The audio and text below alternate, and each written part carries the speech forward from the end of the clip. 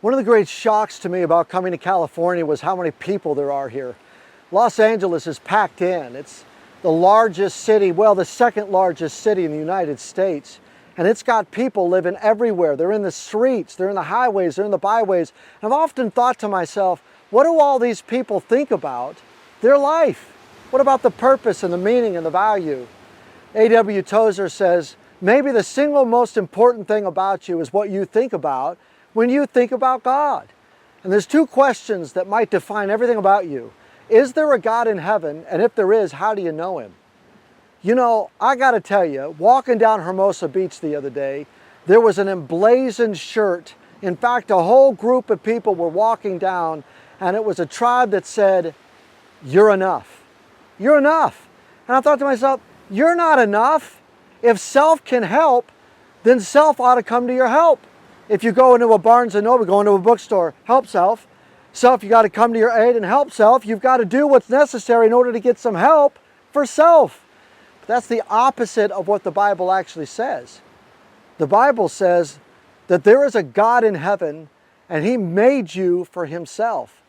And you're absolutely not the end in yourself. If you were, you wouldn't die. If you were, all of the significance and weight of your life, all the meaning and purpose and value of your life would be found, but you're not. In the Bible, the way that you get to know God is you ask, you seek, and you knock. You say to the God of heaven, if you're for real, I need you to reveal yourself to me. And then before you know it, you go to something like a John 14:6 and you realize that out of the mouth of this one named Jesus is coming on the way, the truth, and the life, and nobody comes into the Father but by me. Do you know what the Bible says about Jesus? It says that He created everything that I'm standing on and everything that you're seeing.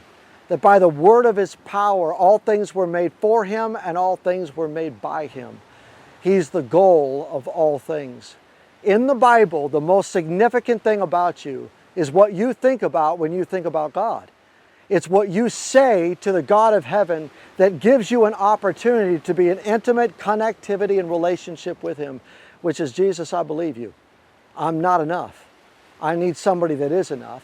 I'm putting my hope in you who are enough, and I'm entrusting my whole life to you. Friend, have you done that? If you haven't done that, then I want to encourage you right now to make a moment in time when you say to Jesus, I believe.